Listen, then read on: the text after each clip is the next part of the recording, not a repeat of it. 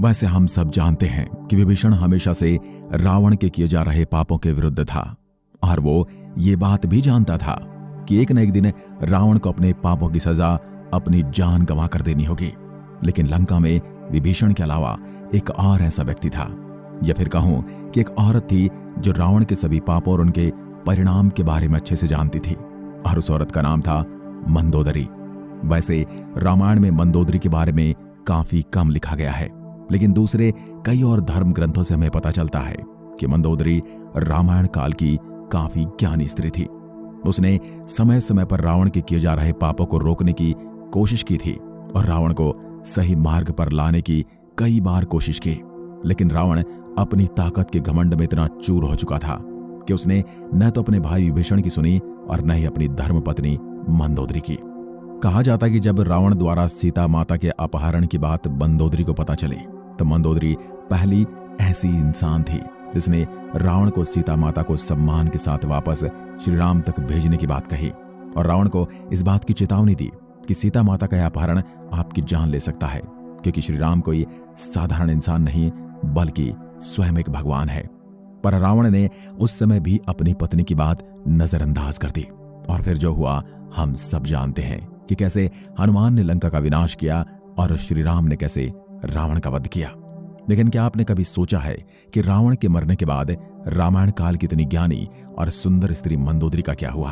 और क्या रावण के मरने के बाद मंदोदरी ने लंका के नए राजा विभीषण से विवाह कर लिया था, या फिर वह आजीवन ऐसे ही रही? तो आज के इस वीडियो में हम इन्हीं सवालों का जवाब देने वाले हैं। पर सबसे पहले जानते हैं कि आखिर मंदोदरी कौन थी और आखिर रावण जैसे असुर से शादी देवी जैसी मंदोदरी से कैसे हुई थी।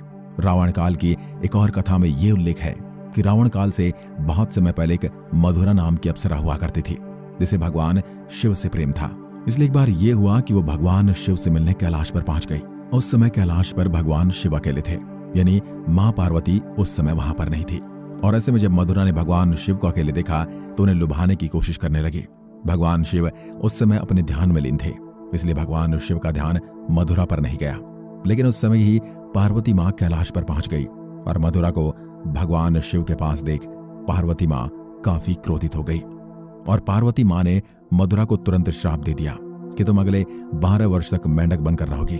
पार्वती मां के श्राप और क्रोधित वचनों को सुनकर मधुरा काफी ज्यादा डर गई और वह पार्वती मां से क्षमा याचना करने लगी।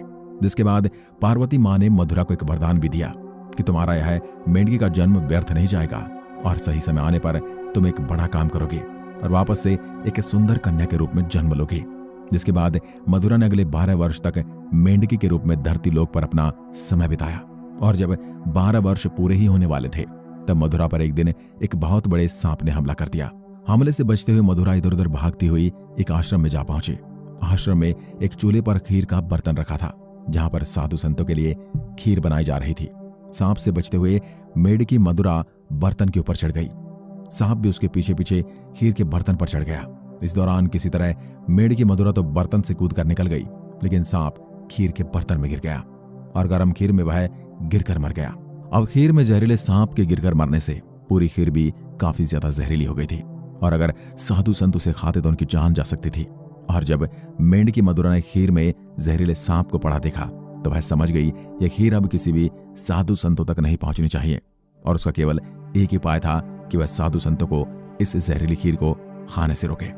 इसलिए मेंढकी मधुरा ने सप्त ऋषियों के आश्रम में वापस आने का काफी लंबा इंतजार किया और जब सप्त ऋषि खीर के पास पहुंचे तो बहुत तेजी से उसने खीर में छलांग लगाकर अपनी जान दे दी। सप्त ऋषि ने अपनी आंखों से मेंढकी मधुरा को खीर में गिरते हुए देखा, इसलिए उसे खाने योग्य न मानते हुए उन्होंने खीर को वहीं पर फैला दिया। और तभी सब ऋषियों ने खीर में पड़े सांप को भी देखा और वो समझ गए कि सांप के जहर के कारण इस जहरीली खीर को खाने से हमारी जान जा सकती थी और इसी को रोकने के लिए मेंढकी ने खीर में कूदकर अपनी जान दे दी है।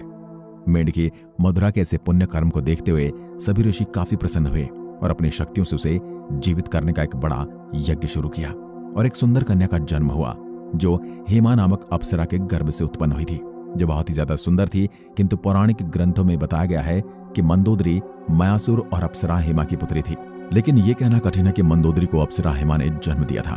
बताया जाता है कि मंदोदरी को मयासुर ने गोद लिया है। मयासुर को राक्षसों का विश्वकर्मा भी कहा जाता है। उसे ब्रह्मा जी से एक विशेष वरदान प्राप्त था, जिसके अनुसार वह कहीं भी सुंदर भवन का निर्माण कर सकते थे। मयासुर ने ब्रह्मा से प्राप्त वरदान के प्रभाव से अपनी प्रेमिका अप्सरा हिमिका लिए मंडोर जैसे खूबसूरत नगर का निर्माण किया था, जो कि वर्तमान में जोधपुर का मंडोर है।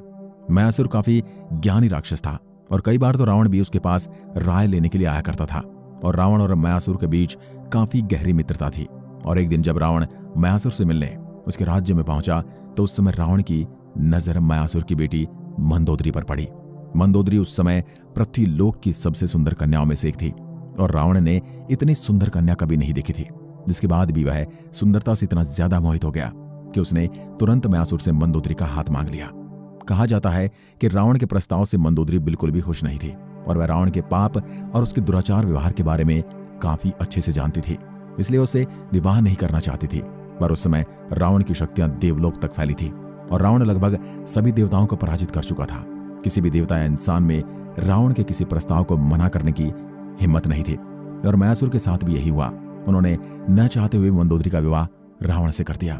कहा जाता है कि आज के राजस्थान के मंडौर में ही मंदोदरी और रावण का विवाह हुआ था। वैसे मंदोदरी और रावण के विवाह की एक और कथा है, जिसमें कहा गया कि पिछले जन्म में मंदोदरी ने भगवान शिव से वरदान में पूरी सृष्टि के सबसे विद्वान और शक्तिशाली पति का वरदान मांगा था। और क्योंकि रावण काल में सबसे विद्वान और शक्तिशाली एक ही व्यक्ति था और वह रावण था, इसलिए मंदोदरी का विवाह रावण से हुआ। कहा जाता है कि रावण भी मंदोदरी से काफी ज्यादा प्रेम करता था और कई बार अपनी पत्नी मंदोदरी से भी कई बड़े कार्यों के लिए विचार विमर्श करता था।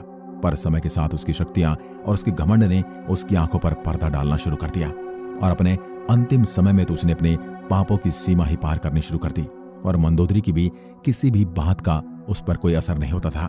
लेकिन रावण के अंतिम समय तक मंदोदरी ने अपने पतिव्रत धर्म को निभाया और हर समय रावण को उसकी गलतियों से बचाने की कोशिश की। लेकिन जब रावण ने माता सीता का अपहरण किया तो मंदोदरी ये समझ गई कि जब रावण का अंत निश्चित है।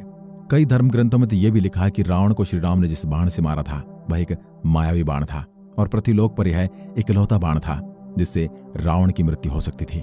बाद में श्री राम भगवान ने इसी तीर का प्रयोग करते हुए रावण का वध किया था। पर रावण के कर्मों की सजा केवल रावण को ही नहीं बल्कि उसके पूरे कुल को अपनी जान देकर चुकानी पड़ी। एक ही झटके में मंदोदरी के दोनों बेटे और पति की मौत हो गई। पर क्या मंदोदरी ने रावण के वध के बाद लंका के नए राजा विभीषण से विवाह किया था? लेकिन कई जगह पर हमें एक कथा देखने को मिलती है जिसमें लिखा है कि रामायण काल में रावण की मौत के बाद मंदोदरी पूरी तरह से टूट चुकी थी। अब उसके पास कोई नहीं बचा था, न उसके बेटे और न उसका पति। युद्ध भूमि में जब वह रावण के मृत शरीर के पास विलाप कर रही थी तब प्रभु श्री राम को मंदोदरी की ऐसी हालत पर काफी ज्यादा दुख हुआ और उन्होंने मंदोदरी से एक नए जीवन की शुरुआत के लिए लंका के नए राजा विभीषण से विवाह करने का प्रस्ताव रखा। और कहा जाता है कि जब प्रभु श्री राम सीता और लक्ष्मण के साथ वापस अयोध्या लौट गए तब कुछ समय बाद मंदोदरी ने विभीषण से विवाह कर लिया। पर इस कथा को कई लोग गलत बताते हैं क्योंकि मंदोदरी एक पतिव्रता स्त्री थी और रावण चाहे जैसा भी हो लेकिन मंदोदरी उससे प्रेम करती थी और वह विभीषण को अपने भाई की तरह मानती थी, इसलिए वह विभीषण से कभी विवाह नहीं कर सकती। यानी ज्यादातर लोगों का यही कहना है कि यह विभीषण से मंदोदरी के विवाह वाली बात पूरी तरह से झूठ है। लेकिन आज भी इस विषय पर कई धर्मगुरु के विचार आपस में टकराते नजर आते हैं। वैसे मैं आपसे जानना चाहूंगा कि इसके विषय में आपके क्या विचार हैं। आज की वीडियो में बस इतना ही। धन्यवाद।